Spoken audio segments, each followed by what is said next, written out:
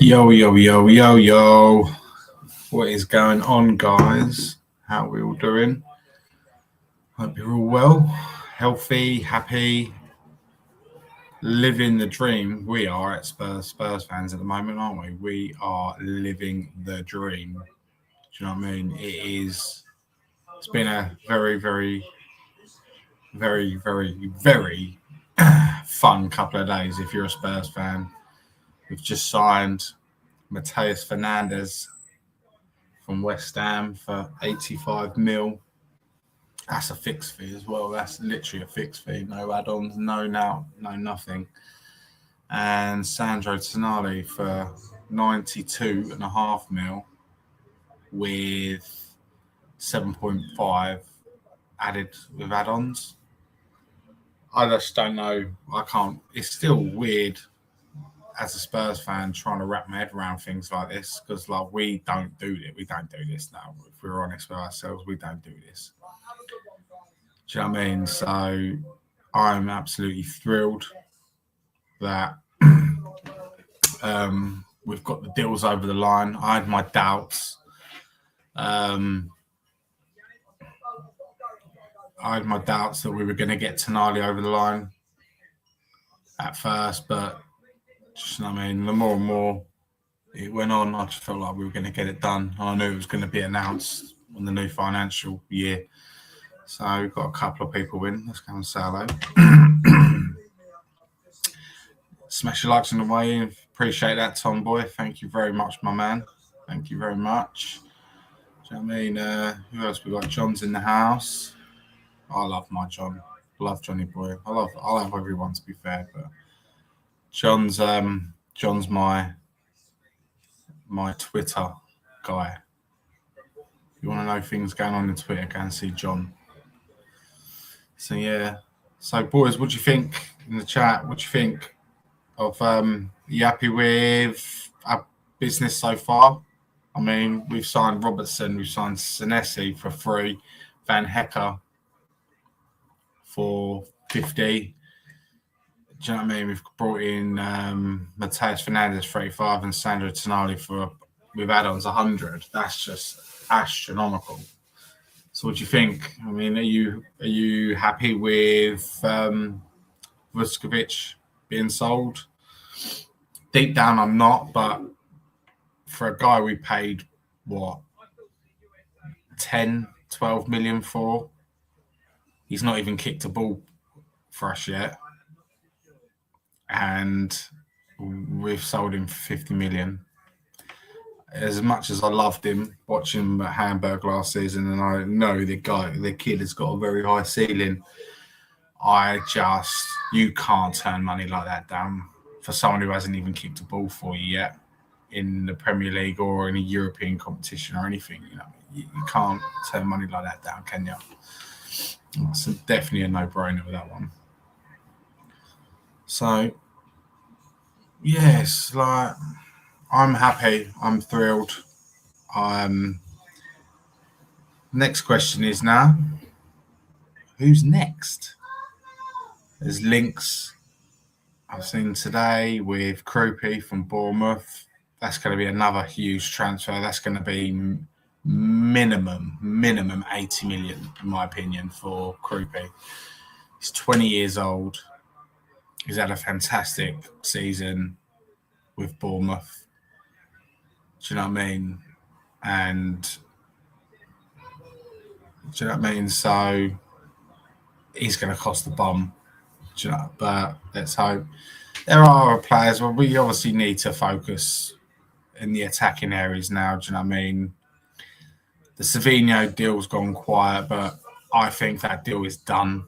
Me personally, I think it's done. I think it was done maybe possibly a week or so ago, but they're just doing the last bits of tidying up paperwork and stuff like that. So I think he will be the next one to be announced, Savinho. He's made it clear he couldn't want to come to Spurs anymore. Do you know what I mean? And he already has done. He keeps liking our players, flip him. keeps liking all our players' bloody pictures and stuff like that. He keeps putting cryptic pictures on Instagram stories with a white love heart, hence Spurs colour is white, lily white. Do you know what I mean? So yeah, that to me couldn't indicate anymore that he wants to be a Spurs player. So good for him. I want players that want to play for us. Do you know what I mean? So, Cookie's in the house. Nah, yeah, Cookie. Even though, just leaving a like, Dave. Make sure you subscribe, people. Cheers, Mark. I appreciate that, my guy. When's your next fan calling show, mate? Do you know what I mean? I'll jump on and give my 2 pence piece as always. Yeah. So who's next? Boys in the chat, what are we saying? Who would you like us to sign? I would say in this situation be realistic, but we've just slapped £100 million down for Sandro Tonali and a 275 grand contract. So what's realistic anymore? What is? Are we pushing the boat out to get that next level player like the Tonalis?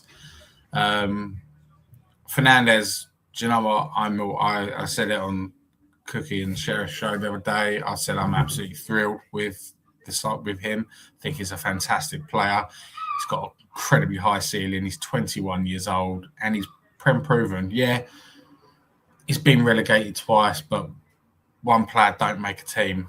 Do you know what I mean? And I think he is going to be an outstanding fit for us. I think he will. And to be honest with you, what I've seen of our players and what I saw of him last season, he walks instantly into our first team. That's just my opinion, though. So I don't know. Savinho, I think, will be our next one. But I think we need more than Savinho. I think we need another winger. I think we're too short. We've only got, when everyone's fit, say if we sign Savinho, say if we do get him, I think we've only got Tel, Savinho, Kudus. That's not enough. I know we're only playing one game a week, but if you get one injured look how we get injuries at Tottenham. It's not just like a knock, is it? Do you know what I mean? Well, saying that, a knock at flipping Arte in our football club is minimum 3 months. So I think we need 2 for each position. Do you know what I mean? We've got it at the moment. We've got 2 goalkeepers. We've got 3 goalkeepers. We've got 2 right backs in Porro and Spence. We've got 2 left backs in Robertson and Udogi. We've got 2 left centre backs in Mickey and Senesi. We've got 2 right centre backs. Currently, actually more. We've actually still currently got Romero, Van Hecker, Dragusin. We've got young Ashley Phillips come back from loan. Don't know what's going on with him yet. I personally think he'll either be sold or loaned out again. But I think he needs to take a step up to the Premier League. Now, I think he needs to be judged at the highest level. He's been loaned off to Championship and League One clubs, etc. Do you know what I mean? I think he needs that push now. Do you know what I mean? Or do you keep him in the team? Do you keep him in the team and play him in the FA Cup, Carabao Cup? Do you know, it's one of them. He can hold his own. I've seen him played and watched him loads for Stoke last season. Do you know what I mean? And he can hold his own. He's grown into a man at a young age still. Do you know what I mean? He can hold his own. That's what I'll say about him. So yeah, we are flooded at the back, and I think personally we need to ship out a few. Do you know what I mean? So we've still got to sell. I mean, you look at the squad.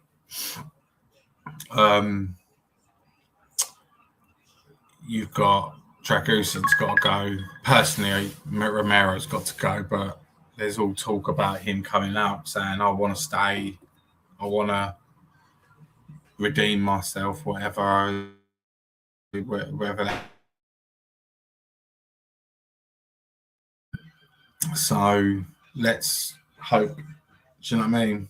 Let's hope. I personally hope he gets sold, and if we can get back what we paid for him, which I think was around the 45 million mark, you're laughing. But I'm also praying that he has a blinder of a World Cup.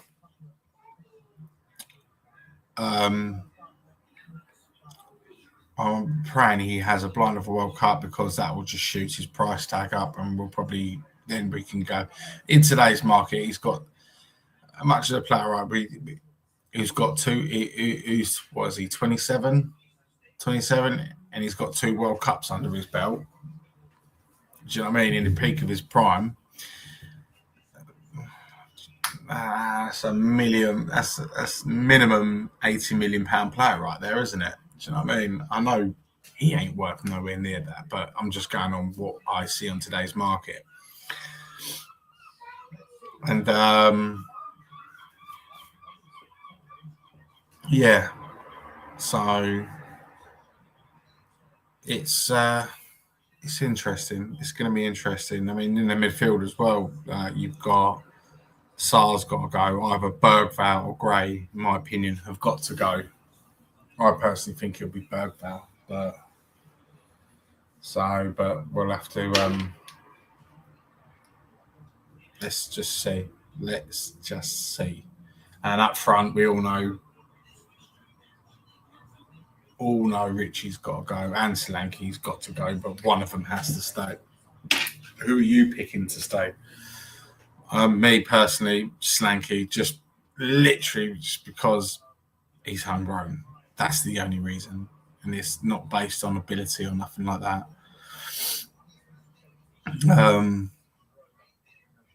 Let's just see what happens. I think we are going to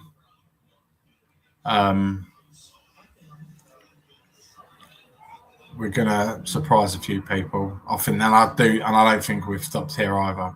I really don't think we've stopped here either, because I think midfield's done, defence is done, goalkeeper's done. Right, we've got a net spend. Well, I don't know what a net spend is. I don't know what a net spend. Hang on, guys, 1 second. Sorry about this. My child is calling me.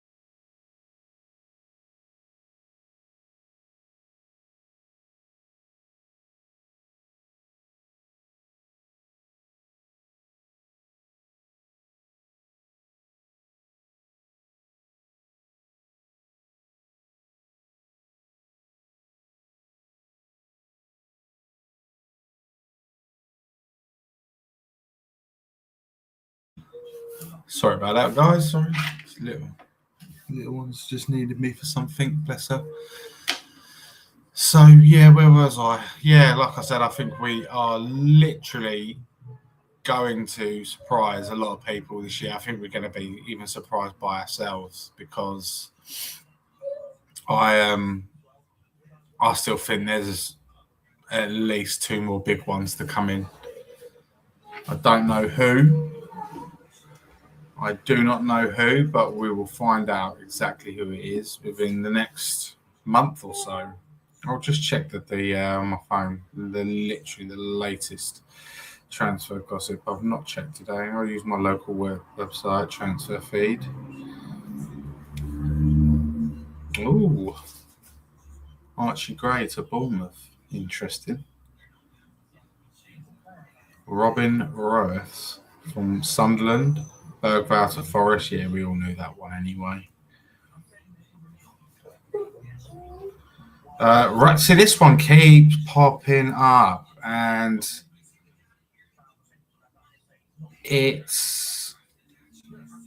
I think it's a possibility that we could get him, and that's Rafael Leao. Says here, Tottenham Hotspur are reportedly showing interest in adding Rafael Leao to Roberto De Zerbi's squad. According to the Independent, Tottenham have held talks with AC Milan regarding a potential deal for Leao, and it is understood that the player has been mentioned as an option in informal discussions with the club. In June, La Gazzetta dello Sport reported that Leao has a release clause of 175 million euros, which is 149, in his contract, as relayed by Football Italia. However, Milan are reportedly willing to sell him, the Portugal international winger, for £42.7 million. That's 57 million euros. In early June, he also stated that he did want to leave Milan. He said he's given his all to the club and he wants to say goodbye. Do you know what I mean? But I think this deal could be done. I didn't think for 1 minute. Didn't think for 1 minute whatsoever when that first Tonali link came up. I was like, never, not in a million years. Spurs don't sign players like that. We don't sign players later. We don't.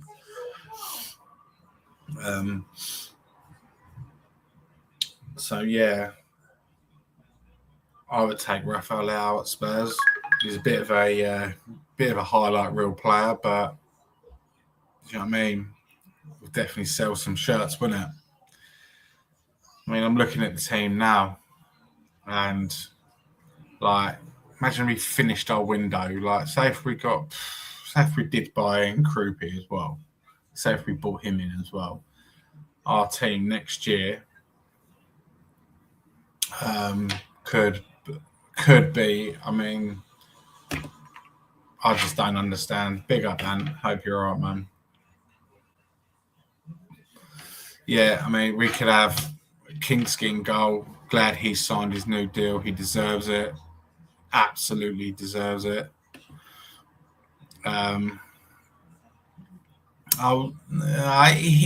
He's got that saying in him, and I think. Well, let's be honest. Who would you rather, him or Tell?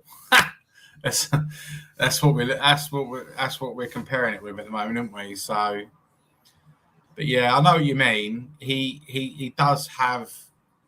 He lacks consistency. So, but I think De Zerbi could turn him in with his flair, his pace, and his ability on the ball. He's got all the right ingredients to be an absolute destroyer on the global stage. But he just hasn't lived up to his full potential yet. But I'm hoping if we did sign him, I'd like to think De Zerbi could unlock that for him. So yeah, I said the exact same thing. I said he's a highlight reel player, but same thing, isn't it? YouTube highlight reel player. Yeah. So this is what I'm talking about. Yeah, Savinho, Krupi, and Marmouche. See, that's options there. See, the thing I like about this, the reason why I like Marmouche so much, not only can he play up top, he can play as a number 10. He can play on either wing. He's very diverse, and he's the one I think is going to be the big one. I think we've got something lurking in the background with that one that no one knows about. Yeah, obviously it's probably between Tottenham and Man City, but I do believe they're making inquiries about him and his availability. I've just got this gut feeling, and I'd be absolutely thrilled if we got him. So I rate him as a good player. I think he's been absolutely wasted at Manchester City, not played enough. I know look at his competition. Do you know what I mean? Erling Haaland, second best striker on the planet at the moment.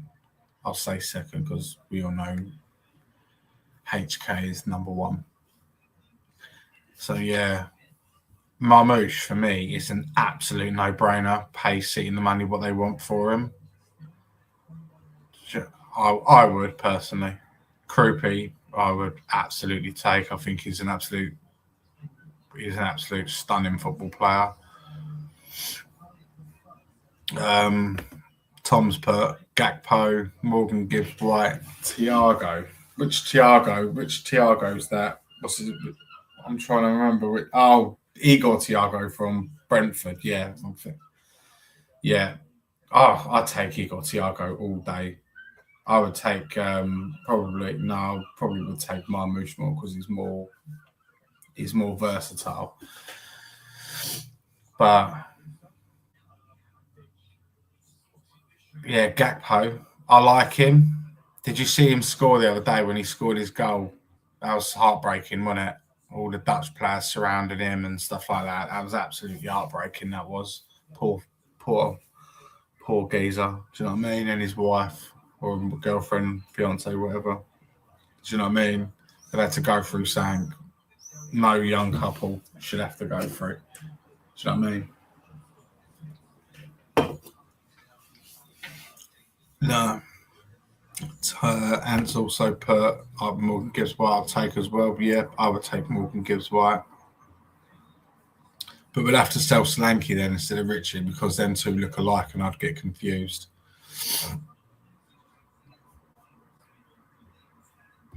I won't pay 90 million for him though. There's spending and there's being ripped off, but not my money. Yeah, agreed, mate. Not my money either. Who saying 90 million? Is it Krupi or Marmoush? I don't think Marmoush will go for 90 million pounds, surely. But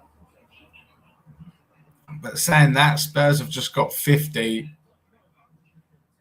for Vuskovic, and he's not even kicked a fucking ball for us yet. So the money is stupid. And to be honest with you, I think if you went in with a respectable offer for Marmoush, I think they would accept it because, do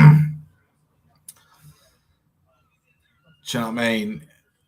Because they love the excitement of a transfer window, don't they? So they'll just go and replace him with someone better straight away. Like next day, they'll just call up.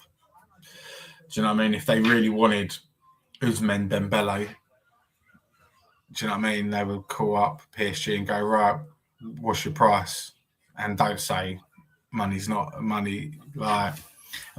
issue. Do you know what I mean? Because everyone's got a price, mate. Do you know what I mean? And they just go, right, they'd slap it on the table there and then, bang. 200 mil, fine, we'll give you 180, 20 million in add-ons, done. Do you know what I mean? You're not going to turn it down, 180 million pound for one player. No, and I'm just using that as an example, just like of how quick they replace someone with what they sold, because that's what they do. That's what big clubs do. Tom's put bless Gakpo. Yeah, no, that's heartbreaking, man. That is absolutely heartbreaking. It was a beautiful moment. It was a very beautiful moment. Yeah, it'd be like looking in the mirror with Morgan Gibbs and Solanke. Mate, them two, they're like, mate, they've got to be fucking long lost twins or something. They look identical.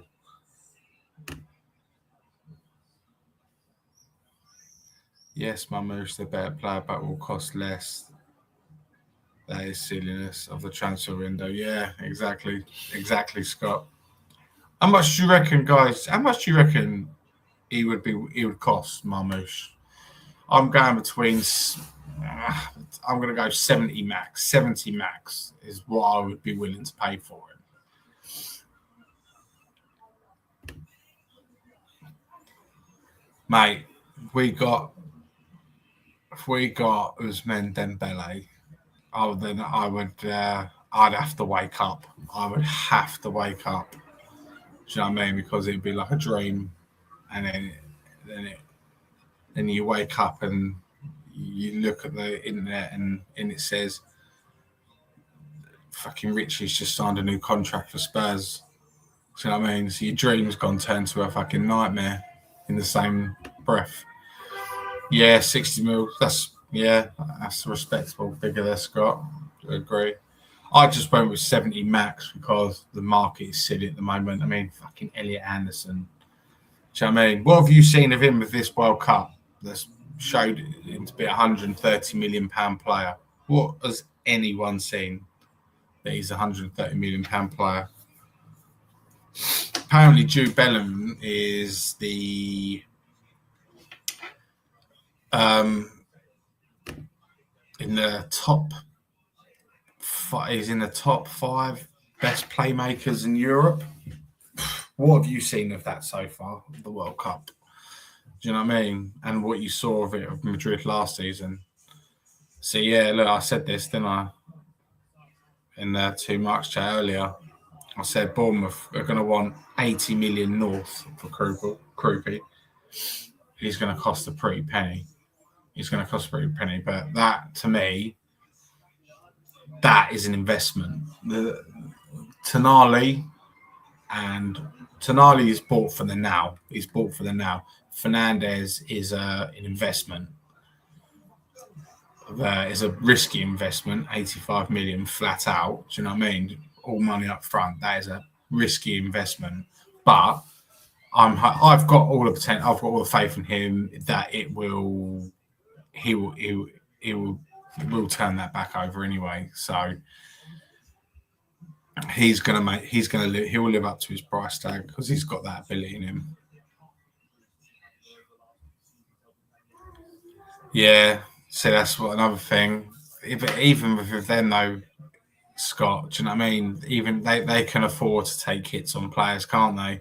I mean, how much did they pay for him? Wasn't it like 90 million from Frankfurt? So they could afford to take a 20, 30 million pound loss on him because that's who they are.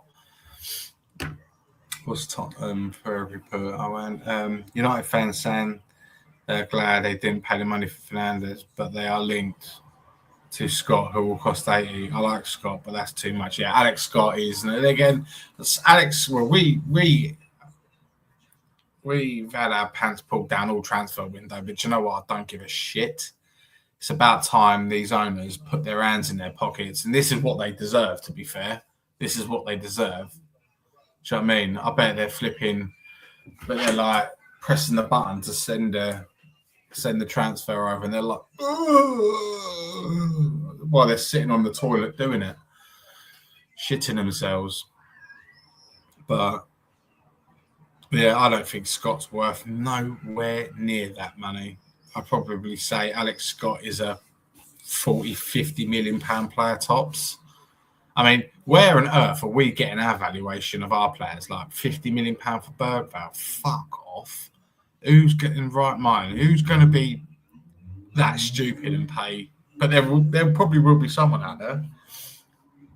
But in my opinion, if you pay 50 million pound for Lucas Bergvall, who's done absolutely nothing in a Tottenham shirt, you're mental. Because he's supposed to have this incredibly high ceiling because Ibrahimovic said so. And do you know what I mean? It's like, nah, sorry, man. I'm not buying it. I don't know if he's a 6, a 10, an 8. I don't know what he is. Scott, you might be right, but because it's Frankfurt, isn't it? Do you know why? I'm thinking I've got Muwani's transfer figure stuck in my head. He was a £90 million player to PSG, wasn't he? Muwani. Yeah, that's it. So you might be right, Scott. Paid for an okay player in Tonali. They need to dry their tears. Sandro Tonali is not an okay player. Did anyone see what he done at Serie A? He absolutely bossed that league. Do you know what I mean? He bossed that league. He's a phenomenal football player. He was just playing in the wrong fucking team, in the wrong system, in Eddie Howe's shitty, negative, physical, bullish team. Because he, for me, is a complete midfielder. He can defend, he can be a 6, he can be an 8, and I'd say he's more of a, he can do both just as well as each other, but I won't say I'll put him in the 10 James Maddison category. I've never seen him play there before. But I just think, I'm just reading on YouTube now. Bergvall told he's not leaving. Oh, great. So they obviously have, someone sees some good in him. Do you know what I mean? I haven't seen anything. He scored fucking 2 goals for us in what, 3 seasons? 3 seasons he's been here. He hasn't done a lot for me. So let's go and have a look at the comments. I protect 15, 20 goals next season. That'd be nice. Project. Levy is probably having a Connery. Yeah, you fucking know it, mate. You absolutely know it. Although Chelsea put massive price tags on their players and hardly any of them kick a ball for them. So yeah, that's another one. Fucking Chelsea, eBay FC, they are, mate.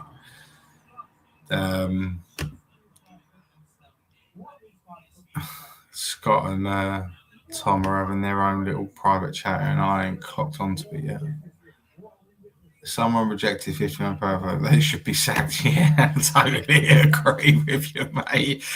If you reject anything less than 30, I think you should be anything less. Yeah, anything above 30, take less. Nah, stick him, play him in the cups and stuff. See how he gets on, but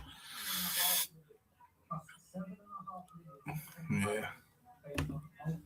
So we didn't overpay. I don't think we overpaid for Tonali. I think he's in that ilk of that player in that bracket. Oh, big up, Nige. Nice to see you, buddy. Do you know what I mean? Link is in the chat, guys. It's right at the very top. So if you want to jump on, we're more than welcome to. Do you know what I mean? But we have to. Let's read Nigel's comment. Big up, Dave, and chat. Good business, but we have to sort of fall on. Yeah, I said this earlier. Nigel, I think we've literally goalkeeper, defence, midfields. That's done now. If you want to add another number 10 in there, do it. But if Madders gets injured, that's the problem we're in again. Do you know what I mean? I mean, I don't have faith in Conor Gallagher playing a number 10, but I do. I didn't last season, but now he's got Tonali and Fernandez there, feeding him passes to advancing, ball distributing players. I think he could find time on the ball and again, do you know what I mean? He is a good player, Conor Gallagher. He is a good player. He's an absolute workhorse, and you need workhorses in your team. I don't care what anyone says. Do you know what I mean? You need someone who is just going to just run for 90 minutes and stop and just be a fucking nuisance to the opposition. That's just my opinion. You need one person in that team that does that.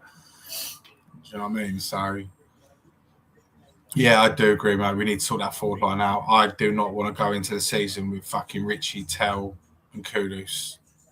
You know what I mean? Don't get me wrong, I'm happy with Kudus. I think he's a good player. But the other two, do you know what I mean? I will fucking have a baby, mate, if we start in the season with their 2 starting.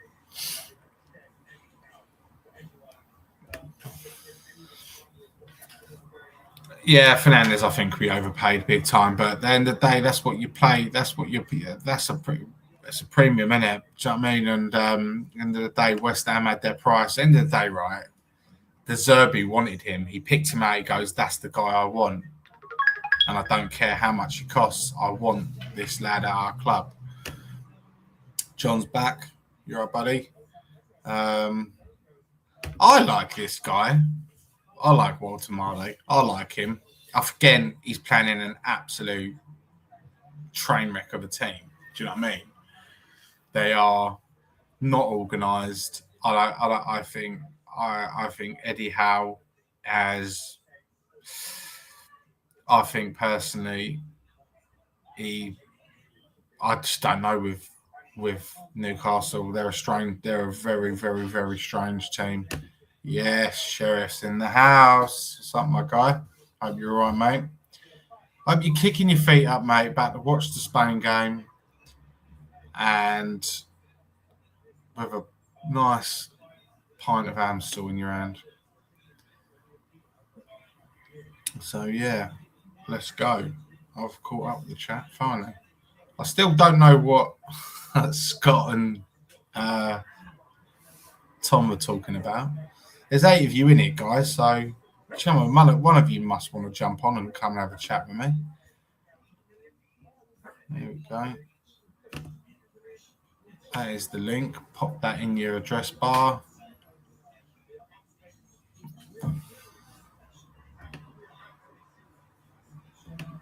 Oh no, Sheriff's working tomorrow.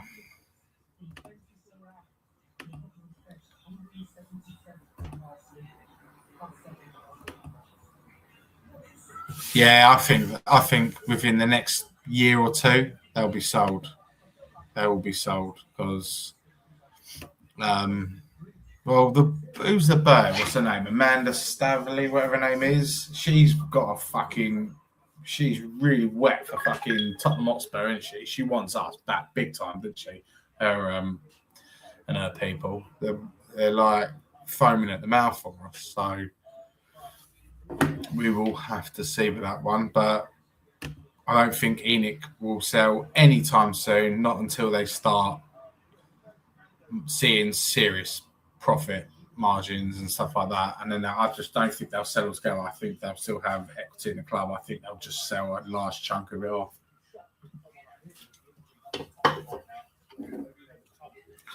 Well, whatever it is they're doing up there, keep going with it. That's all I can say is because fucking you got more paintings and fucking pottery and shit to sell. Fucking sell it because we need forwards now. Don't just stop there, Enoch. Don't stop there. You're doing so well at the moment. I'll give you your flowers. They're half dead because that's how I see you. That's what you deserve at the moment. Half dead flowers. Do you know what I mean? You don't deserve a new bunch just yet. You need to keep this window. This window needs to happen next summer as well. I don't expect us to go mental in January because it's very hard to buy players in January. And especially when you've got no Europe either, it's even harder. So Tom's part, I think they are. Surely they will, because why sell their best players? How? Because they are in a shitload of debt, mate. They're in a shitload of debt. They've fucked their PSRs, fucked them as Villa as well. I mean, look at Villa, right? Just finished 4th in the league, won the Europa League, but they've still got a £90 million fine. Do you know what I mean? So they won't be buying They won't be buying much this summer. They'll sell. They have to sell. So Morgan Rogers will be gone in the summer. He will not be a Villa player next season. They should buy Spurs. No, I don't want. I don't know if I want them, that consortium, because I look what they've done with Newcastle. They fucked that up in a very short space of time. Do you know what I mean? So,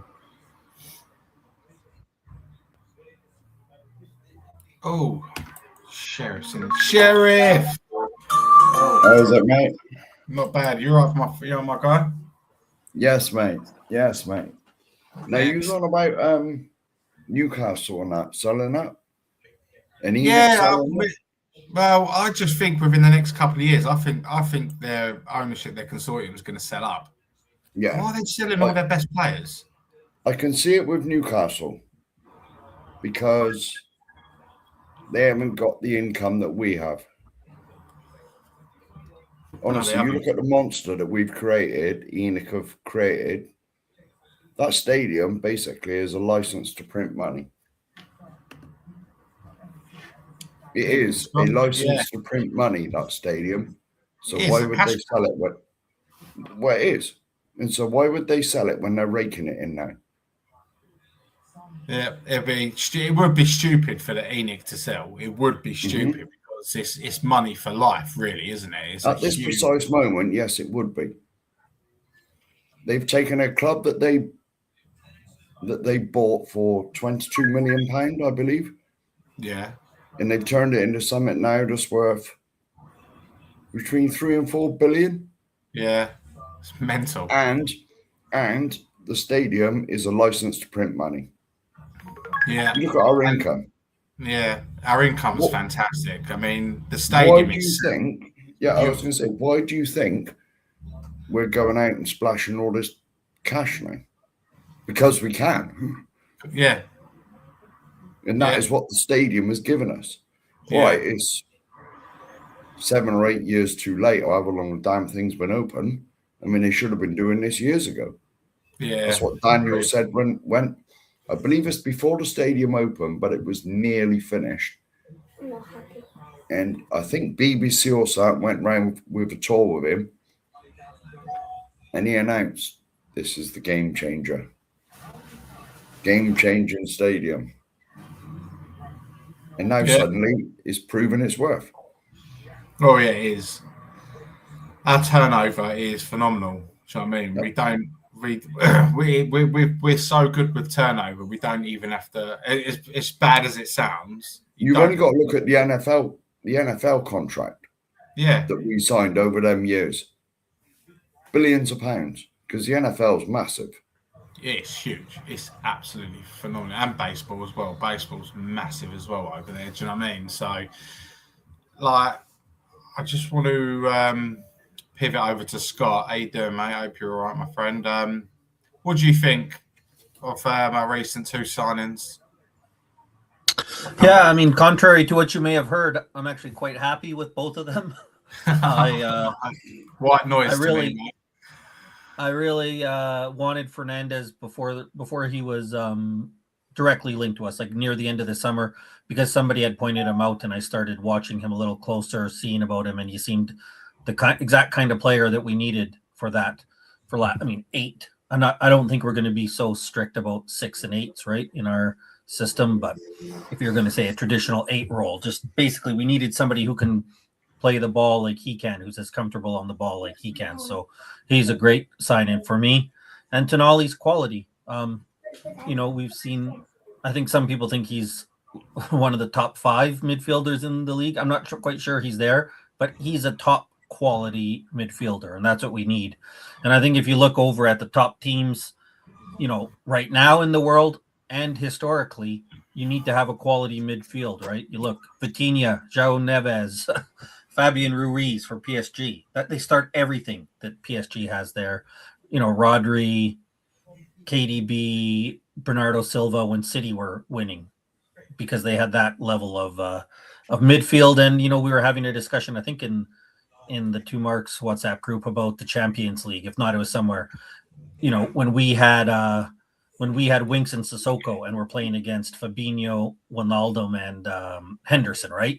Just different levels. And if you don't have that midfield, it's so hard to do anything. So I think it's really important. And like I said, I'm really happy with those signings. I think they're exactly what we needed since the Poch days, right? Since Dembele, Wanyama, we've needed this kind of midfield. Yeah.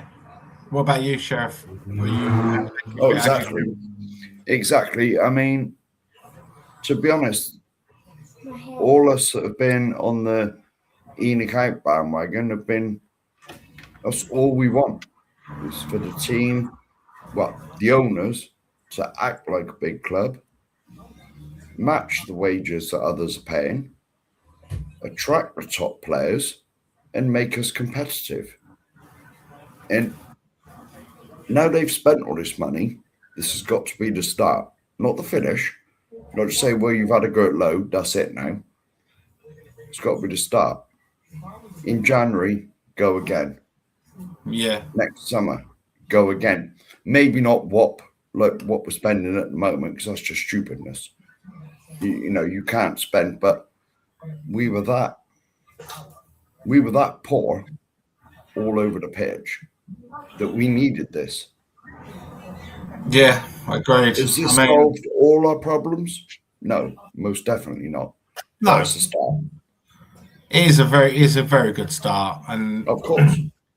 I've been reading up today, and there's a lot of talk with Krupi from Bournemouth. I mean, I like him. He's still young. He's young. He's 20 years old. Do you know what I mean? But he's had an absolute blinding season with Bournemouth. I think he would, the way De Zerbi plays, I think he would be a good player to go. But me personally, the one I want to play, I sign is Marmoush. I think he would absolutely destroy the Premier League under a Roberto De Zerbi style of football. Do you know what I mean? You've got Fernandez, Tonali holding the midfield. Then you've got Maddison playing in front. Then you've got Kudus one side and whoever the other winger we sign on that side. And you've got Marmoush playing through the middle. I think that team will absolutely cook. And I don't see any reason why we couldn't get back into Europe playing one game a week. You mentioned one name there that worries me. What's that? Maddison. Yeah, he does worry me as well. He's still an unknown, if you want my opinion. It's because he had that nasty injury, didn't he, in pre-season last season? Do you know what I mean? And that's an ACL. That's a nasty one, and it's not the first time it's happened to him as well. He had it younger in his career as well. So, yeah. I mean, to be honest, as much as I love Maddison, but when we signed him, I forget who it is. He comes into our chat and he said, you'll see three versions of Maddison. You'll see the brilliant Maddison, the rubbish Maddison who ain't injured, who's not interested, and the injured Maddison. Yeah. And we've seen all three of them. Yeah. We have. He's called Mr. 30. What's he called? Mr. 35%.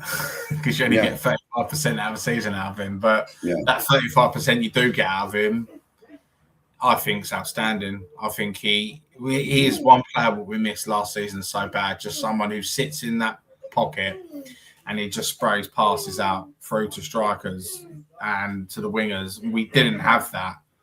I mean, Xavi, he didn't exactly hit the ground running.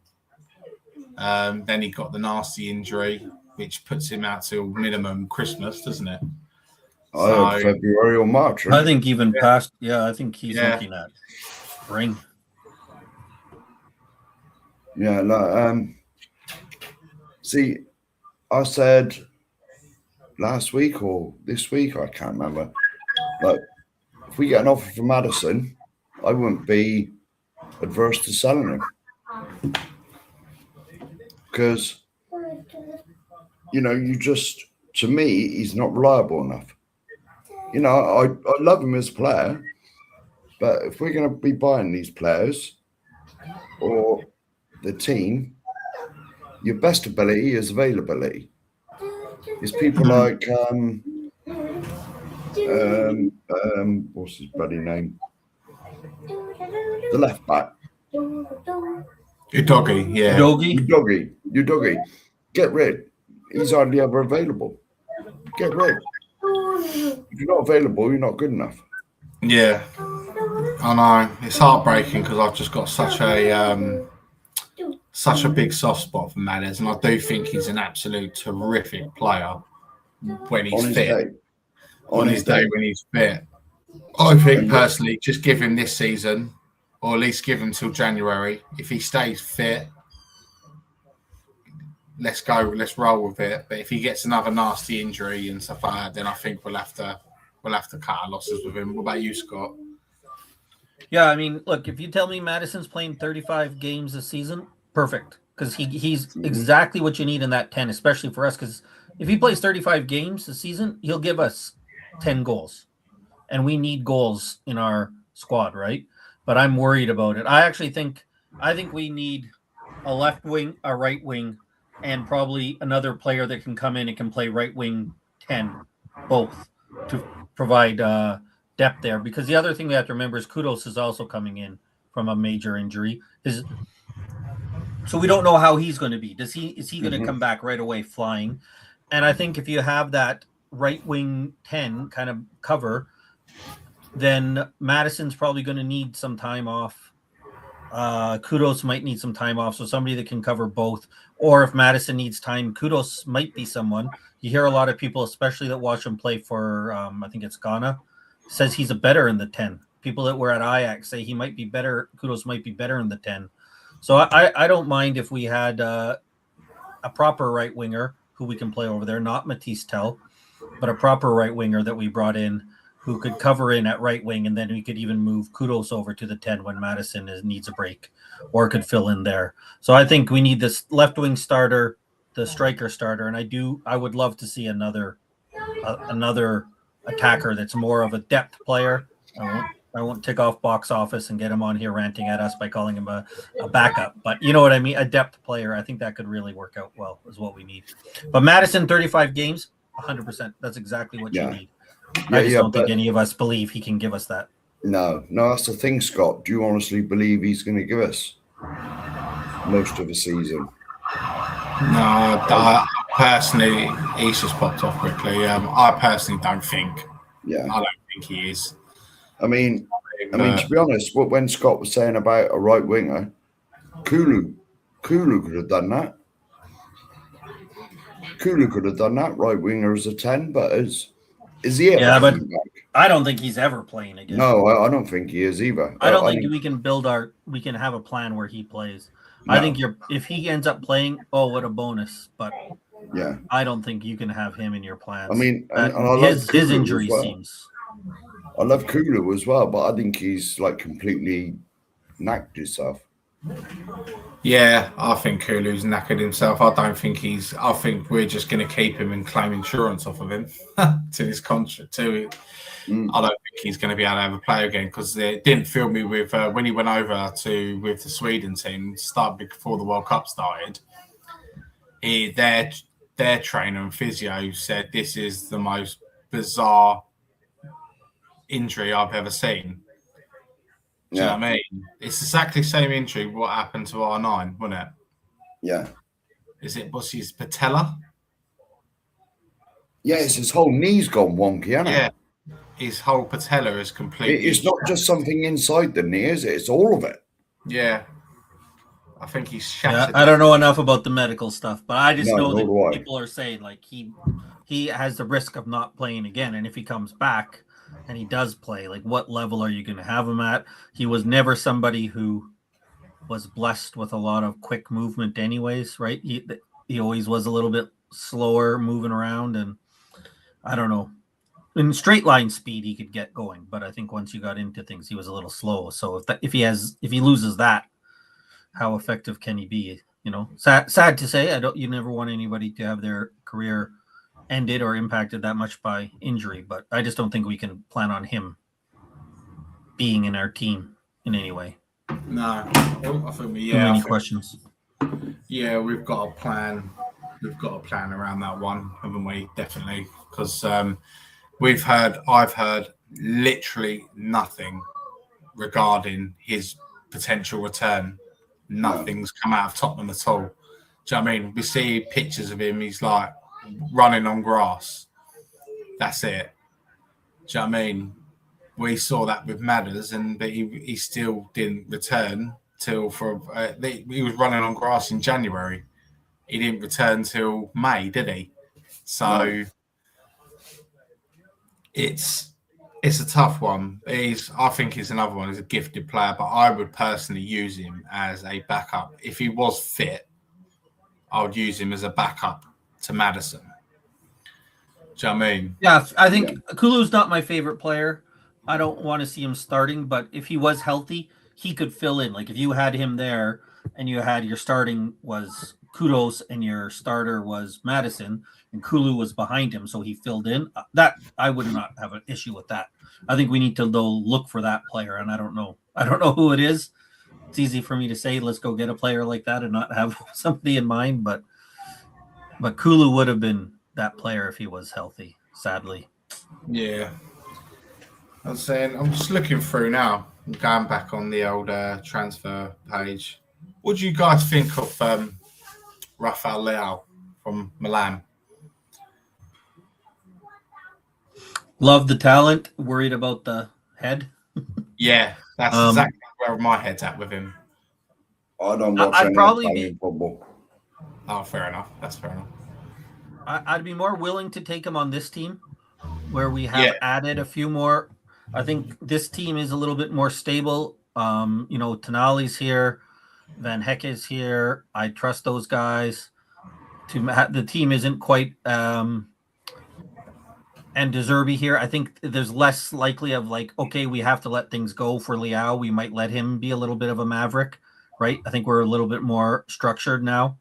But I still worry. He's a guy whose talent's amazing, but has shown at times that football isn't always number one on his mind.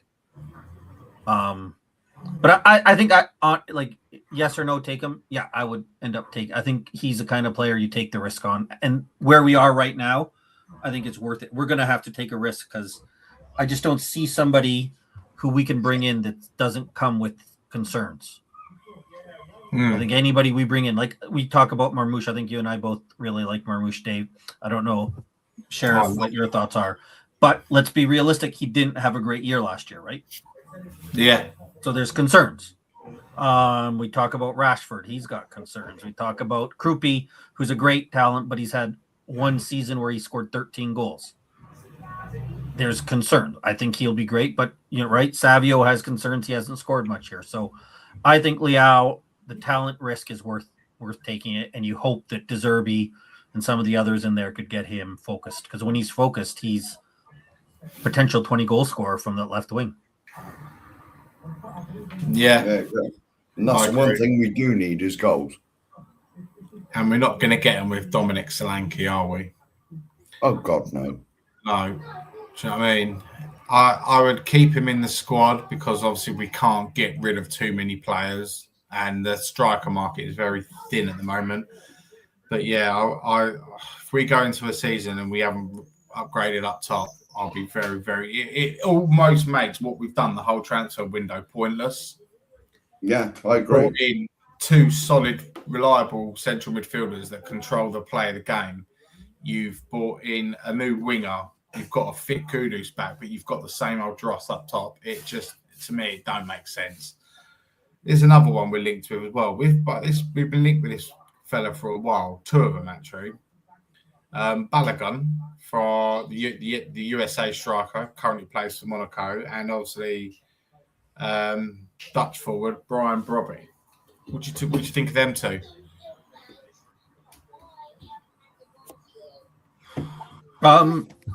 Brobby is interesting because when I watch him play, I really like him, and I'm impressed. And then I go and look at his stats, and they're not quite as impressive. And I don't know. I haven't seen him enough to say why that is. I'm not going to say that I've watched a lot of Sunderland games, but when I have seen him play, he looks like everything you want in a forward. Like the one thing I will say about him, I've heard a lot about Solanke. People say, well, he does so much off the ball. He holds up the ball. He does this. I don't see it, but what I do see with Brobby is the way he holds up the ball is quality. He holds up that ball and he waits for the players and then moves it on to the wingers, right? When it's time. He doesn't just hold up the ball and then make a hopeful pass somewhere because he can't. He holds up the ball long enough to wait till wingers are making the runs they need to. So I would probably take him. I think he's probably like a level below from the top guys, only because I haven't seen the production. I think, did he have 7 goals last year in the Premier League? Does that seem right? So I do think I'd be a little bit concerned of how much output he gives us. But I love the way when I watch him play, like I said, he bullies defenders. He holds the ball up. He takes defenders with him when he's moving around. He looks like he does a lot of those things without the production. He looks impressive in the World Cup. I'm going to be completely honest. He looked like a very good player, as does Balogun for the States. He looks impressive as well. But do you know what I mean? When you go playing in the World Cup, you're playing minnow teams, and through your group stage and stuff like that. If you're a big team like USA, the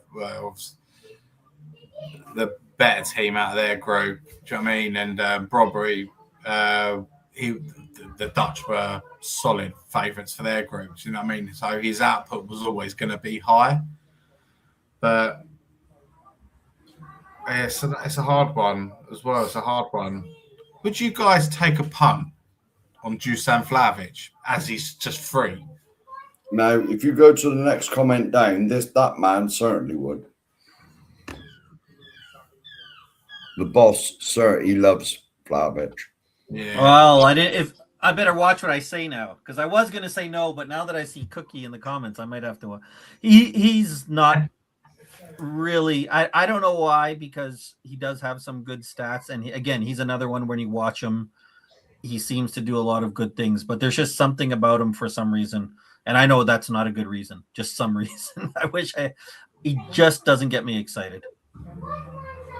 Yeah, it doesn't mean I wouldn't be disappointed. I think he's a fine option. I wouldn't be complaining if we got him, but I think, and I could be totally wrong. For example, I think I would take Brobby above him, and I don't know if I have a good enough reason to explain why. I would certainly take Marmouche above him. I think he's a better option. I think I would probably go with Krupi above him, take the risk there, but I wouldn't be upset. I don't think Vlahovic is a bad player. I think he has a certain level that he would bring. I just don't know how high that level goes. And Cookie can tell me why I'm terribly wrong if next time we're on a show. The way I look at anyone we're linked with is, are they going to improve us? If the answer is yes, why not? Because we do not need to be buying bang average players now that don't take us forward. We've had enough of that. We need players now that are going to improve us immediately. Just walk in and the place is better. So well, you know what I want, Sheriff, is might even be a little bit more than improve us, but guys who walk in and we say yes. Like we brought Hell in and we're kind of like, well, he could start at left wing, he could start at right wing, he could do this, maybe if he improves. When you bring in Fernandez, you're like, write his name and pen on the list. Tonali, write his name. 100%. There's no doubt these guys are starting for us. They are write their names in pen. They come into the squad, and I think we need players like that. Who, of course, there's no maybe if he does this, then he could. We've had way too much like that. Or maybe he could be a left winger. De Zerbi can get something out of him. I don't want to hear that either. Right? I don't want to hear. De Zerbi can get something out of Tonali. Yes, Tonali can play. Right? I don't want to hear, hey, De Zerbi can get something out of Tell. Maybe De Zerbi can get something out of Solanke, right? That's what I don't want. And I agree. And that's why we shouldn't have got Robertson. My concern with Robertson is we needed a left back before we bought Robertson. We still need a left back after having him. But I think that Vlahovic would be okay, but he would be behind a Marmouche. He'd be behind a Broby for me. He'd be behind Krupi at that striker position.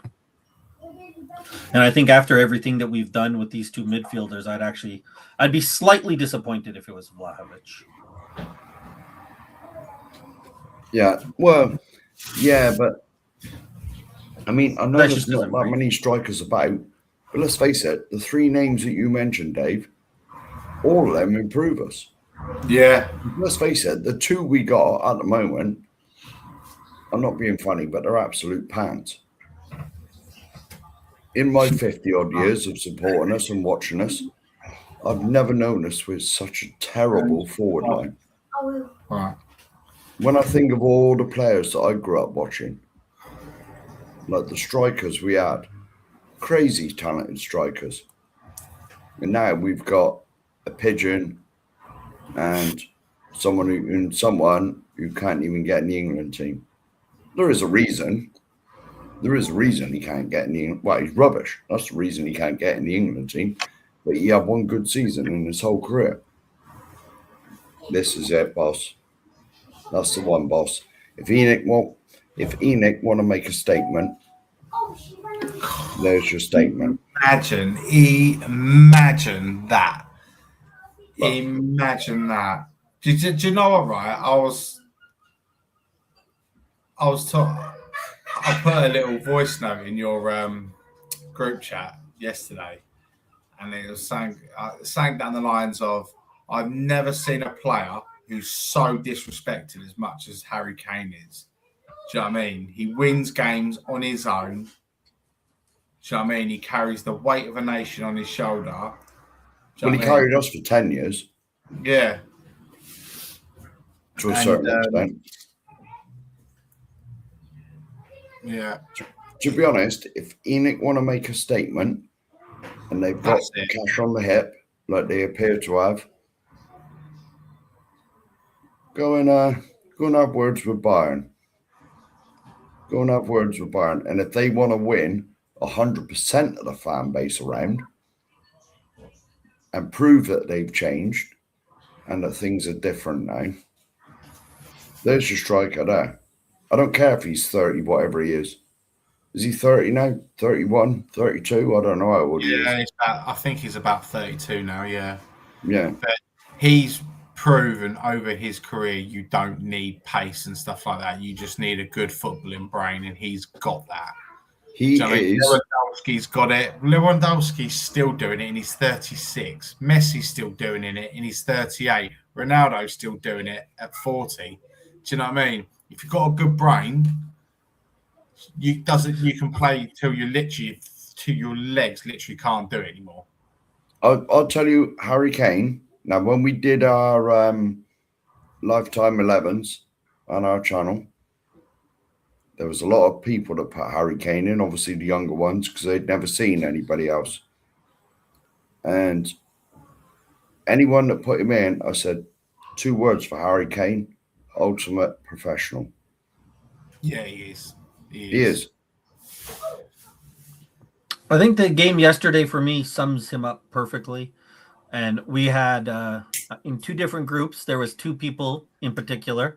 I won't tell you which club they both support, but you might be able to guess, who are really about, oh, Kane, why isn't Kane going to show up? Kane's doing nothing. Kane isn't doing this like Messi does, like that. And it's like, one, that's not the player that he is. He isn't Messi who controls the ball the whole game, right? What he is when you're down 1-0 and you need a goal and he gets a chance, he converts it. And then when you're 1-1 and he gets half a chance, he puts it on the top of the goal.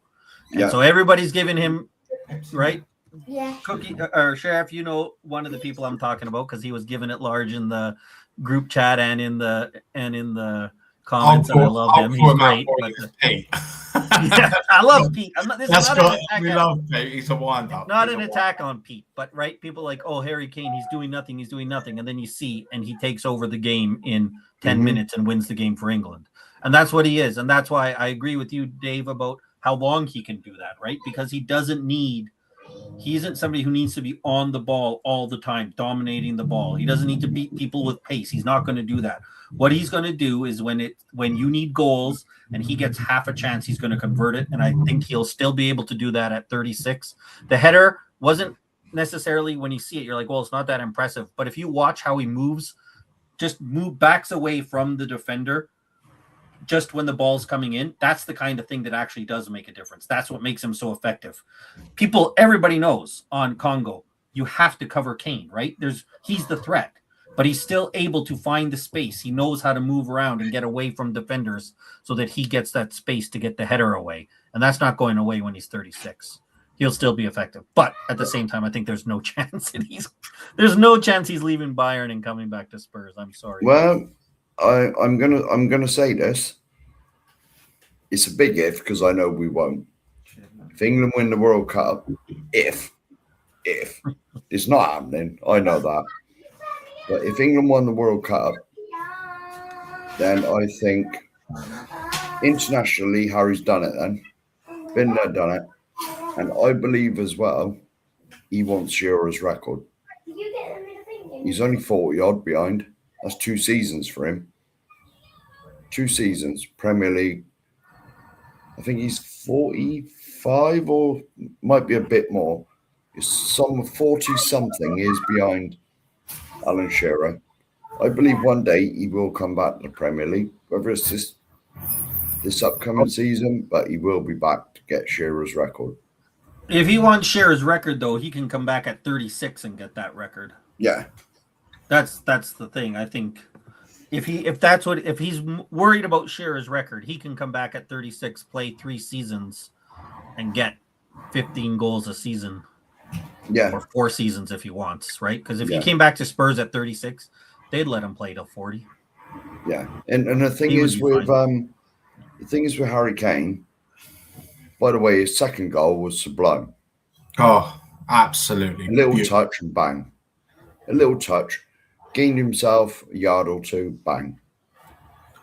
Right, and the thing is with Harry, though, did you notice when they had corners, who was heading it out? Harry. Oh, yeah, he's the best. We saw that, right? Nobody was better at defensive I said this than Kane. When we did our lifetime 11s and all that. I said, when in the prime Poch team, you look at when teams had the other team had a corner, the one heading it out of our box would be Harry. The one in midfield supplying Son would be Harry. The one scoring goals for us would be Harry. Harry can do whatever he likes. Harry could literally play any position he want and he'd make us better. Yeah, hey, I agree. I totally agree. Nige might be acting all big time here, but he agreed with me about 10th place in the group chat, so watch out. Nige is secretly on my side. He's secretly on the negative side. No, but to be honest, it's hard when you've been a Spurs fan for as long as we all have, not to be negative with the track record of the owners. Well, like I said, nothing more negative than finishing 17th 2 years in a row. Well, it could be worse. We could have been 18th. We could have been like playing Lincoln and all that sort of stuff. Yeah, exactly. But do you know what I mean? So, yeah, just looking at Harry Kane, yeah, he is 47 goals behind Alan Shearer. Yeah, but there you go. I knew it was 40-something. So 2 good seasons, that's it done. Do you know what I mean? I was going to say two seasons if he comes back right now. Probably looking at 4 seasons if he comes back after 36. Yeah. At kind of that older age, but. Yeah. Do you know what I mean? I'd love him to come back, but I just think that ship sailed. I think he wants more with Bayern than he wants to win the Champions League with them. And do you know what I mean? I'm not, certainly not. World Under's not in here, thank goodness. I'm certainly not blowing smoke up Enix's backside. But who said we can't do this? If the spending continues the way it has been and the improvements can, I'm certainly in no way, shape or form blowing smoke at that backside. But if they're going to act like a big club with the infrastructure we got, with the spending power we got, because let's face it, Newcastle can't buy anybody. They're having to sell people because they know they're right on that line of the PSR. Newcastle got no income. I said it earlier, Sheriff. I said, look at Villa. They finished 4th in the Premier League. That's got them into Champions League. They've won Europa League, and they've still been fined £90 million for breaching PSR. But there you go. Well, it'll never happen. But the reality, what makes sense, and again, it will never happen. What does make sense is the PIF should sell Newcastle and buy us. Because we are exactly what they want. Because we have the revenue that they could spend as much as they want. And that's the problem when they went to Newcastle. Newcastle's not a bad club, right? They're a good sized club, but they don't have the revenue to take full advantage of the PIF. No. And if Enoch ever would sell, for the PIF to come in, Spurs are exactly what they actually want. Because then they can go out and spend all that they could. But again, I'm not saying it's not going to happen. I think you guys were talking when I first came in. Enoch aren't selling. So no, but we are we are the profile of a club that the PIF should Why would you love build to the club sign. up as Enoch have done? Why would you build the club up to where we are now? We've basically unlimited spending ability. I'm not saying unlimited, but there's a high ceiling to what we can spend before we start going anywhere near the PSR rules and anything like that. Why would you know? So the way they built the club up with the infrastructure we got, don't get me wrong, Newcastle are a massive club, massive following, big old ground. But at the end of the day, what else did they put on at their ground? Can you see Beyonce going there on a cold, wet Saturday night in Newcastle to play a concert? No. Nowhere near the stuff that we do. So No. I I mean, you probably know more than me, Scott, about this. Are you an? Well, I'm not sure if you watch it. Are you an NFL fan? oh yeah, I love the Yeah. NFL. What was the contract that we signed with the NFL? It was for millions or billions. It's big time, right? NFL has big time money, big time sponsor. Not just them, like the NFL. The sponsors that they bring with them is big time. They love The NFL coming are to loaded. London, and that's a great deal for whoever owns the stadium, right? That's just money. That's profit. Yeah, that is a profit deal. Yeah, and you think as well that they've signed that contract with them. I don't know how long it was, but it was so many. Was it 2 or 3 games a year for like X amount of years? Yeah, and they'll keep it like as long as you don't mess it up, they'll keep that going. So it's a perfect deal for them. All the rest of the stuff that we have going on at the stadium, the boxing, the concerts, even the go-kart racing underneath it, and everything else that goes on there, it's given us the power to basically spend what we want. And so far this transfer window, they've proved it. Would you have believed a week ago that we would have gone out and spent what, 185 million on 2 signings? So I'd have thought you were smoking some serious, you know, if someone had said to me, Tottenham would go and blow the best part of 200 million pound on 2 signings. Yeah, we've shown it for how many years that we won't do that. So no, we don't do that. There was no reason to believe it. No. And we had shown the opposite of talking about doing it and then not coming through when the time was to get it done. Yeah. So. And so, from my point of view, you've got to big them up. You've got to give them some praise without going over the top with it. Because this must be the start of the continuation now. Not the end of it. I think they're acting like a football club. So, in some sense of my praise is like, well, you're doing what you're supposed to do. Yeah. But it's a definite improvement.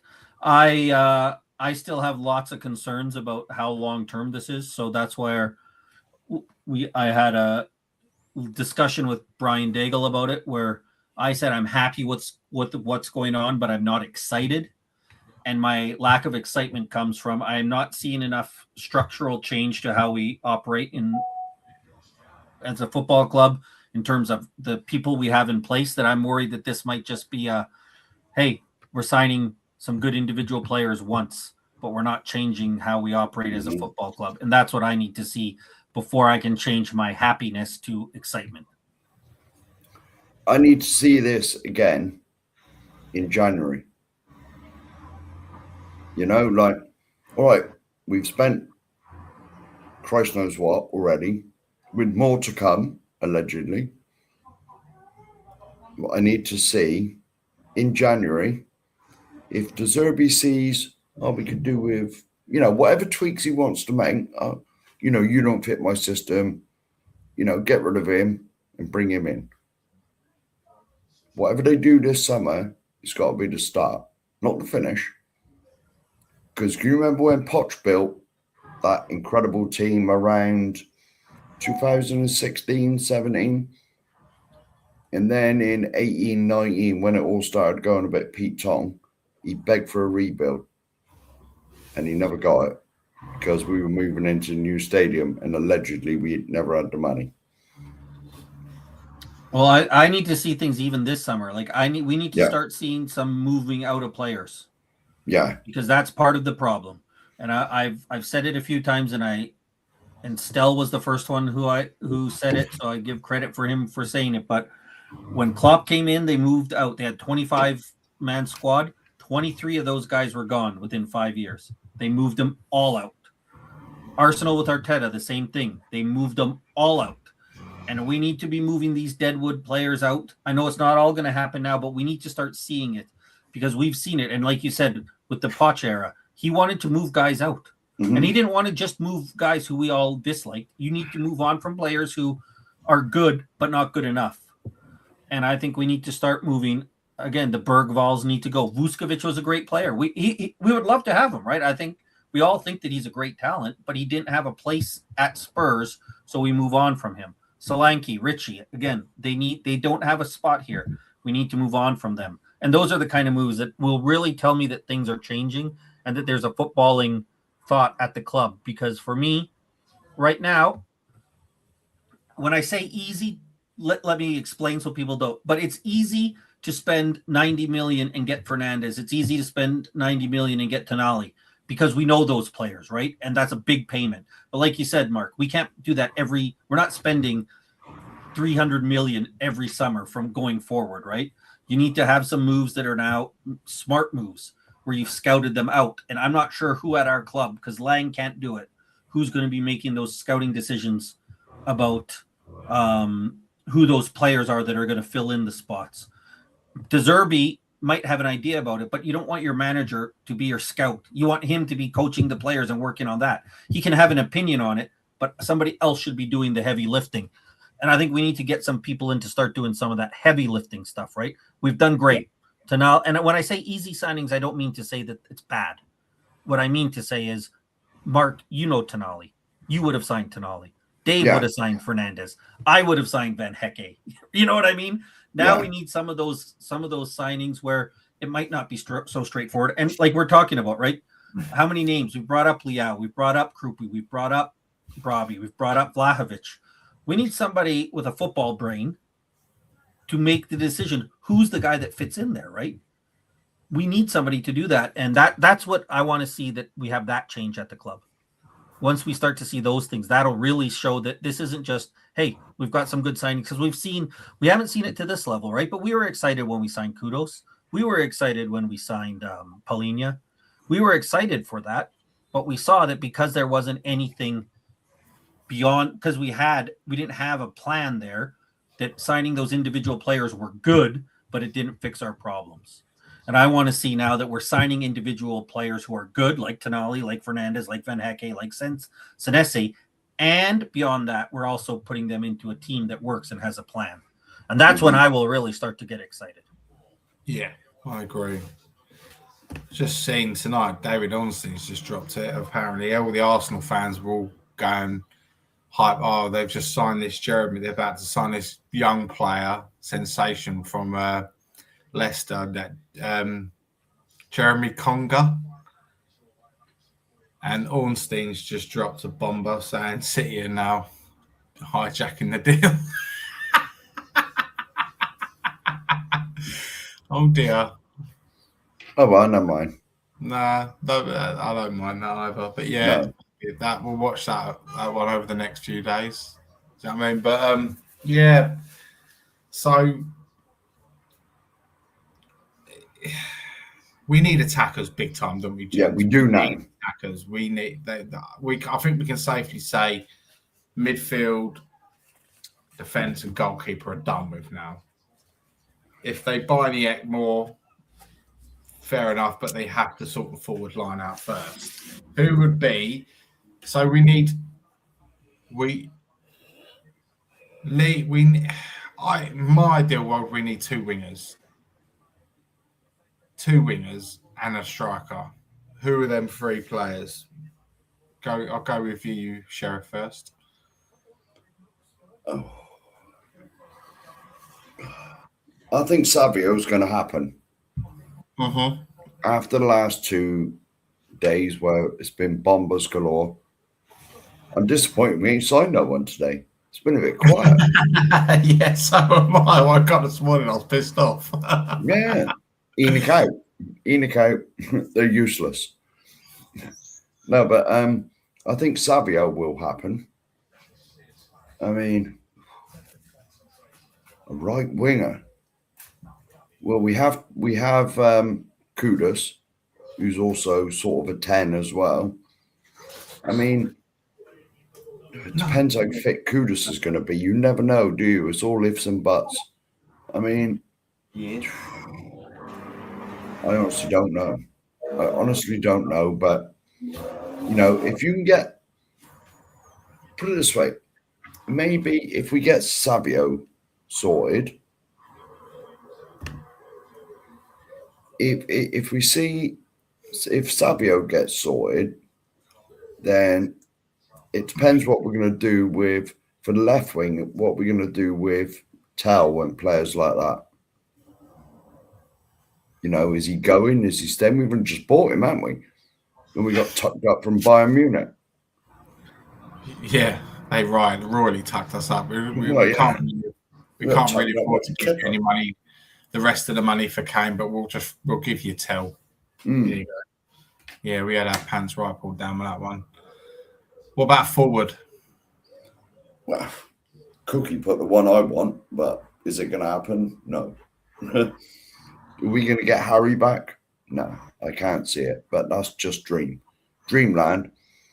Put it this way, if Harry was to come back, you just want to dig a hole and bury Enoch out, because that'd just shut everybody up. That would shut everybody up, and it'd actually get they seriously needed this summer to be really big, because I'm pretty sure they've got a PR guy who sits there and watches all these YouTube channels and stuff like that as an anonymous user and gives them feedback on what the fans are talking about. Mm-hmm. Do you know what I mean? And we've all said it. They must listen, because we've all said it. I said like last season when we got stumped by Newcastle and Tonali just absolutely desecrated us. Do you know what I mean? Just winning everything in midfield, playing the ball, getting assists. Do you know what I mean? And we'd go on people's shows and stuff like that, and we'd go, what a player Tonali is. I love him at Spurs. Do you know what I mean? They must listen. They must listen. Apparently, I don't know, but they do have people that overlook social media. I'm not so sure. Well, probably YouTube, but definitely Twitter, Instagram, definitely. I'm not sure if Facebook's big enough anymore for them to bother looking at. But whatever one of them platforms you look at, it's all the same stuff on there, especially moaning about Enoch. And I personally, I think, especially last season, because let's face it, the season before, I know we were 17th, but we were never really going down, ever. So there was always that big enough gap. The 3 teams that did go down were absolutely terrible. So there was no real danger that we were ever going to fall through the trapdoor. Now, this season was a bit different. Yeah. Because until De Zerbi come in, then there was a distinct possibility that we were going down. And I believed at one stage we were going down, because we were just rubbish. But I think that gave them the fright of their life. And they must have known the fans were restless, even though there was no Enoch out chants in the games, or I never heard any when I was watching it on the TV. But it must have given them the shock of their lives and the scare of their lives to think, right, we got to do stuff. And then you see the statements coming out over Christmas and the New Year. We're sorry we effed up for the last. That's basically what they said in the written statements. We're sorry we've effed up and and we're going to do things different. Which to me, they had no choice, because next year, if they'd have done nothing this summer as usual and just panicked at the end and got a couple of kids in like we normally do, I think the fans would have gone mad. Quite rightly. Yeah. What about And you, the Scott? next comment, if you bring the next one up, that is his son's fault for buying in the wrong size. His loss, your gain, eh? Love that. It was. Got it, Scott. Who's your? Yeah, I was thinking, and I wish I should have more concrete answers for a player. I think Marmoush for me is a guy. I'm just trying to be realistic about who we can get and who fits with what we need. And I think Marmoush coming in is, for me, the most realistic option that I've seen that makes sense for us to get. I think he's him up front. He could play. I would put him probably as the 9. Play him at the 9. If for some reason your left winger is injured, obviously he could slide over and fill in there.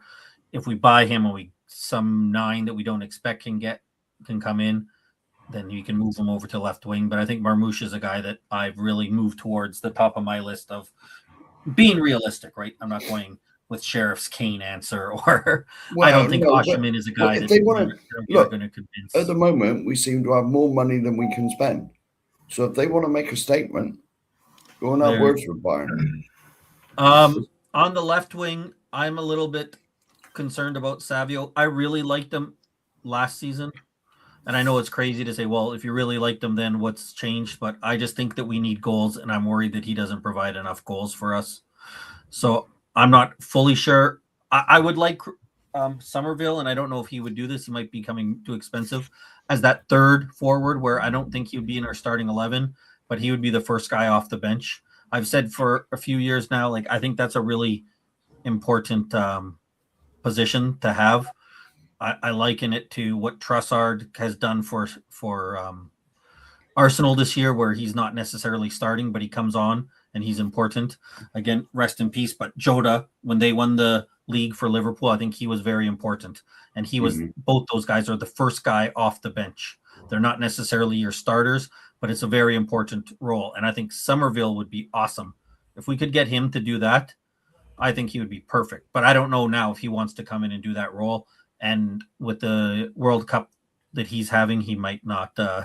He might be too expensive. I don't know. I know Mark says we have all the money in the world, but if he's getting upwards of 50 million, that's a lot of money to spend, along with Marmoush, who we're set 60, 70 million, and along with a 67 million left winger. But for me, I would say the hardest spot I'm finding right now is a left winger that can score goals. Do you know who I'd honestly have a look at? And he's fell out of favour a bit with Man City. I had his name. Honestly, I'm senile as hell. Foden. Oh. Foden. Phil Foden, if we can get him, I would gladly take him on our team. Yeah. He didn't play a lot last season. I don't know whether he was injured, but he just didn't seem to. I know they've got a new manager now, and suddenly he might. But Pep sort of didn't really fancy him because he didn't play a lot, did he? I think he might get more time now with with Silva going. If he'll be more in that, he'll take over that 10 Silva. Again, we don't know Maresca different than Pep. Pep didn't necessarily have a classic 10. Like he had KDB and Silva who were creating everything, and I wonder if Foden will be used more in that role. That would be, if he told me we're getting Phil Foden, that would be enough to make me excited. That would be an exciting sign. But I think I just saying too about no way he will come to us. I know we have to change our view on who would or wouldn't come to us, but Phil Foden, if he's not in City's plan, might have other suitors bigger than us. And to be honest, with Savio as well, because I know Pep was very sort of set in his ways how he wanted him to play. I think Savio coming to us, given a bit more freedom, I reckon he could cook. Because Pep was always, he's very stubborn, wasn't he, about how he wanted his teams to play. And I don't really think Savio fitted him the way he wanted to play too much. I think you give him the freedom of the left, basically. I reckon he could do stuff, but that's more hopium than actual witnessing it. This is what I think of Savio is like. You watched him under Girona, right? He had all that freedom on the left-hand side, just exactly how you just said it, Sheriff. You know what I mean? He had the freedom of that whole side of the pitch, and he was running into the space because he's so quick as well. And again, Girona, the teams are coming up against them. They're trying to give him a game of football, so they're leaving space, and he would expose that space. Man City, you're playing when you're playing for City, you're pretty much playing against a low block every week, aren't you? So I think it didn't suit his style. I think he needs to be in a more expansive team. Do you know what I mean? Not rather than a possession-based team. Oh, Spain have just scored. A Yarzabal. Yeah, but I think he'd be a great player for us. We all seen glimpses of what he can do. His footwork is phenomenal. His dribbling ability is great. He has got a tidy cross on him as well. But do you know what I mean? I just think, again, he's been completely underutilized at City. Yeah. And do you know what I mean? And he's not been. I think Pep ruined him, and I think Pep ruined Foden last season as well. Yeah.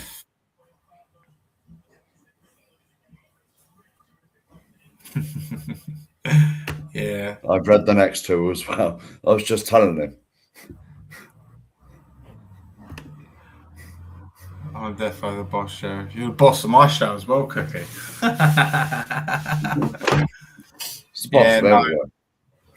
Striker-wise, it's a hard one because there's not many about, is there? So bare, isn't it? If I was going to play it safe, I would go all in for Krupi. And is that safe though? And no, it is the safe card, Vlahovic as well as him. Yeah. Do you know what I mean? So you've got a younger one, you've got a senior one. Richie can go, Lancashire can go out on loan again. Solanke can be third choice for all I fucking care. Do you know what I mean? But have you been watching, speaking of Lancashire, have you been watching those training videos that Spurs are bizarrely releasing loads of? No. Do you know what I mean? They're on YouTube. Yeah. I must just scroll past them. Yeah, no, he's he looks sharp, mate. He looks very, very, very sharp, and his finishing looks on point. Do you know what I mean? So it's obviously something he's working on very hard through this summer so far. So do you know what? Fair play to him. Fair play to that. I like him, Will Lancashire. He's got that knack of being a good striker, of being in the right place at the right time, knowing where the ball's gonna land. Still unproven though, isn't he? He's unproven. Like I say, it's a risk. Yeah. It's a big risk. But I think I want to see him go play another full season in the championship.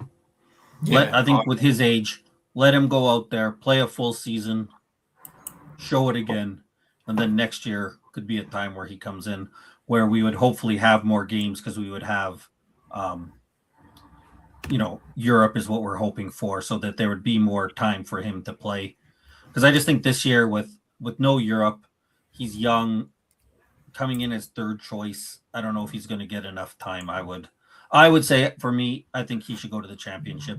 If we want a third striker there behind, because I think we're probably going to keep Solanke. Is that what we're saying? Like, if we're being honest, it's probably going to be new striker Solanke because we can't get everybody out. And then the third striker, if we want, there's got to be somebody we could get for cheap money that we could just bring in to be the third guy. And I think Lancashire, because as much for Lancashire's development as anything, more necessarily that I think he could fill the role of third striker because we wouldn't really do much. But for me, I haven't seen enough I think send him out for a full season. Yeah, I agree. I agree with you. I agree. I gotta head out, Dave. Thanks very much for having me on. No, thank you for Sheriff. popping on, mate. Thank you. Cheers, Scott. We'll chat in the future, I'm sure. No worries. Big up, mate. You take care, Scott. Yeah, so Lancashire's one I think we've got to keep an eye on in the summer. Yeah. He's putting the work in, and but to be honest, you would expect him to do that at that age, wouldn't you? You know, because at that age you just want to prove yourself, don't you, and get your chance. But I don't want to be harsh on all these talented youngsters, but we're at the stage now where we need ready now. Yeah, we do. We don't need to be waiting for a couple. I mean, Lancashire probably turned out to be a fantastic player. So might Archie Gray and Bergvall. But they're not what we need at the moment. You know, I want now. I don't want to wait. I don't want to wait around for a couple of years and see if they make it. Yeah, it's exactly the same how I feel. It's 50-50, you know, it's 50-50. Well, here's my other pivot then. What about Guarassi from Dortmund? Said he wants to leave this summer, wants to go to another league, a different challenge. He's 30 years old. There you go. I mean, I've obviously heard of him, so that's a help. I take it he's a striker, yeah? Yeah. He's been there, done it. Good goal scoring record. I don't know. I'll look him up. But yeah, I watch a lot of Bundesliga. I'm a big fan of that. I don't see. Now, to be honest, I'll answer Kev. I've watched the whole of that interview that he put out on TalkSport, and it is funny as anything. Jealousy personified. Jealousy. That's all it is. And the thing is, if you're too big for your boots and you overspend, you're going to get punished. It's just the fact that our owners were that tight that we've suddenly got loads of money and we can do what we want, basically. That's all it is. Yeah, well, I've got his stats up here. Right. He got last season for Dortmund. He played 33 matches out of 38. He scored 17 goals, 1 assist.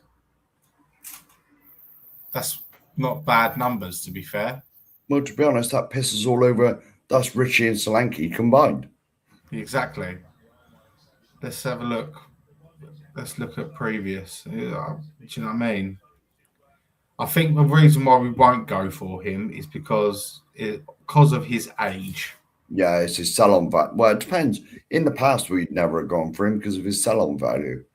Because it's basically zero. Exactly. So, yeah, he seems pretty... Even when he was at Stuttgart, he was pretty consistent there as well. Do you know what I mean? How much is his price tag? What's his price tag these days?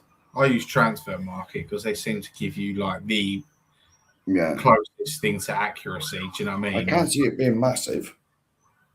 Not for a 30-year-old. I think it's going to be around between 40 and 50 million mark, I reckon. Well, that's peanuts for us these days.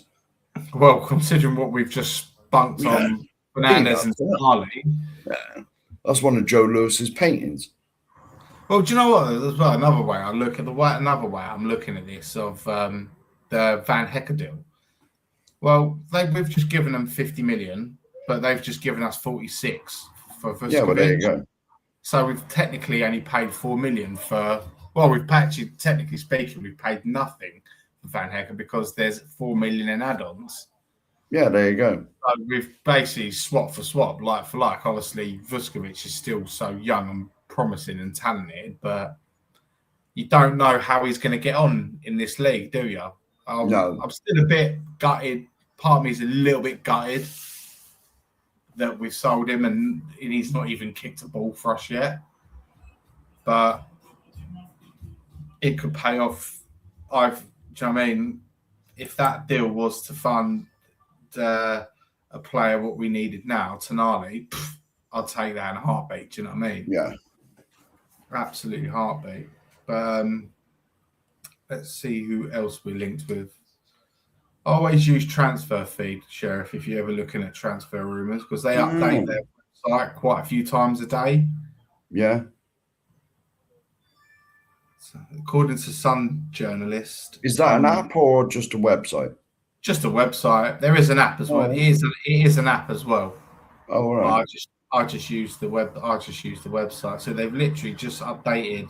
Sky Sports reporter Mark McAdam and Michael Bridge have both stated that Bournemouth do not intend to sell Junior Krupi to Arsenal, Spurs, or any other club. McAdam wrote that it require a very large sum of money for the sale. Yes, hence that's why they value him at 90 million. So that's what it's going to cost. I think I heard that when I had Sky Sports News on earlier. There's an update on João Paulinho as well, actually. I'm going to read this one out to you. Oh, it's from Tom Barkley in The Sun, so do not take this as gospel. Tottenham will not activate the 30 million euros purchase option for João Paulinho and will not renegotiate. The reason is for the midfield signings of Matheus Fernandes and Sandro Tonali. Do you know what? That doesn't bother me. I love Paulinho, but we've just signed two players, in my opinion, that are better. Yeah. So that was the only reason I was going to get on board with Paulinho not signing with us on a permanent, because if we sign better players, and I think them two are better players. To be honest, if I was the Everton game last season, when we stayed up, Everton at home last game, I'd have walked on the pitch then with a contract. But as soon as what we've done now, I'm not bothered. Yes, but then again, but I'll be honest with you, last season, he was one of the only players that wasn't us that actually showed passion for the badge. I wouldn't have been disappointed if we signed him. Have you seen these comments? Wow. Yildiz. Keenan Yildiz. What a football player this kid is. Well, there you go. We'll get him in. He is so good, Sheriff. He is so good. Get him in then. I'm seeing nothing on X at the moment, but we don't believe that cesspit. Oh, there are a few decent ITKs on there. There's ones who think they're better than what they are, but well, exactly. There's one on Facebook that pops up on my feed all the bloody time, and he knows absolutely nothing. So-called Tottenham summit just talks a load of waffle. I'm not seeing nothing on there at the moment, but this is literally just dropped just now. Spurs looking at Yielders. Nigel's put it, Cookie's put it, and so has I think Kev wrote something as well. Cookie has said that Himothy has dropped. The Spurs have contacted Juventus over Yielders. Put it in the group. It's in the group, is it? No, I can't see it on here.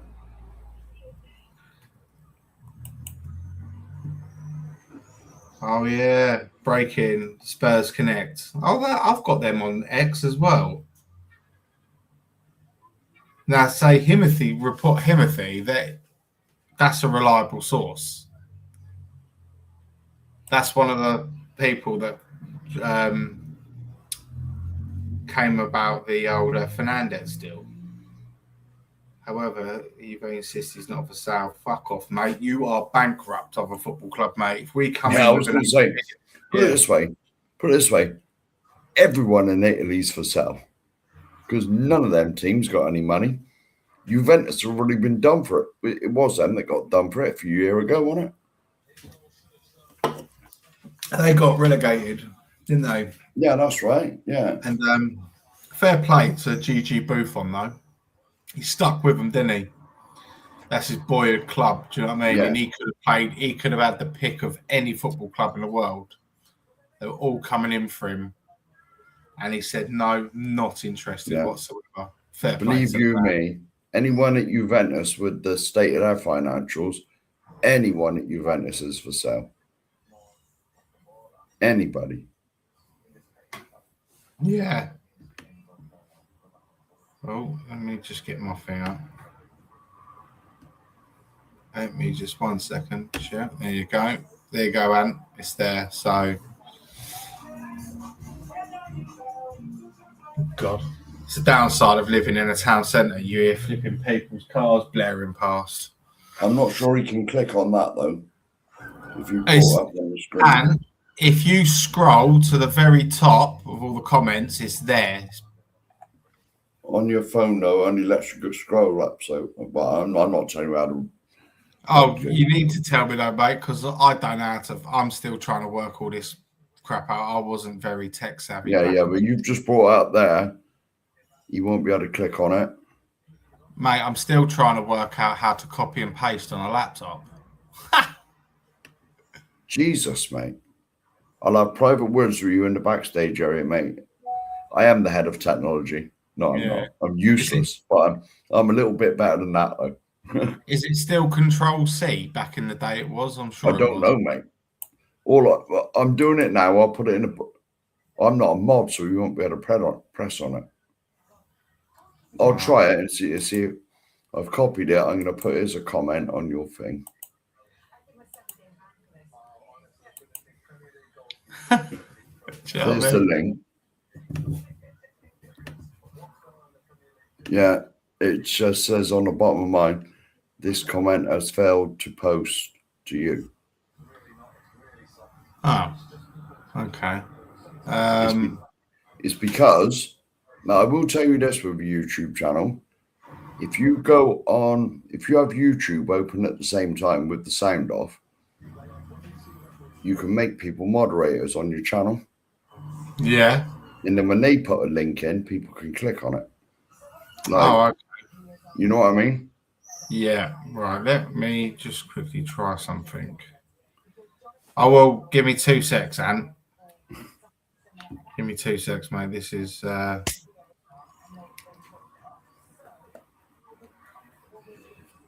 try again and see if it... I might have pressed something wrong. No, it's not letting me post it in your chat. I'll just put any gibbity-gook in there. Oh, it posted that. Is it on? No. I just put, take no notice of the comment I put in. I just pressed a load of buttons. But, yeah. It did that, but it won't let me post the StreamYard link in there. Right. Where's my channel? I can do it from there. Just make sure your volume's down, or you get loads of feedback. Yeah. Right, there you go.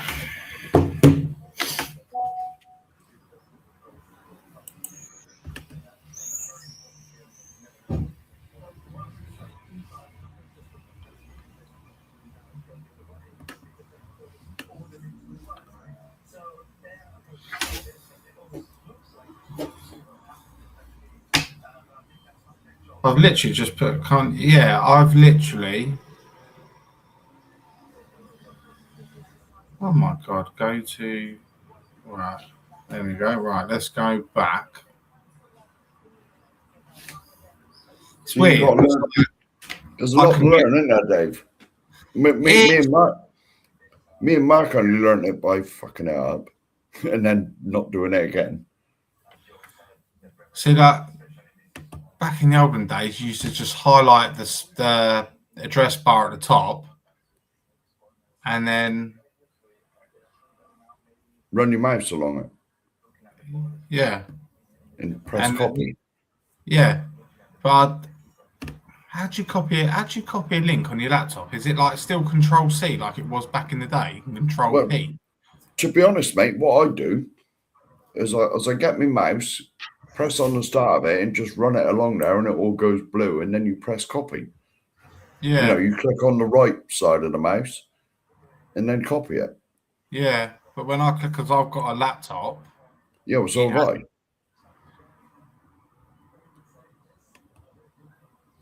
You click on it, and it doesn't matter. It don't matter. I'll work out. I'll just do it through StreamYard. There we go. So it's easier, then, isn't it? So yeah, it's going to be a very, very, very interesting summer. You'll be in Oh, it's Thursday, yeah. Oh, God. Oh, dear. I'll I've made make a right. this one. No, there's loads of feedback.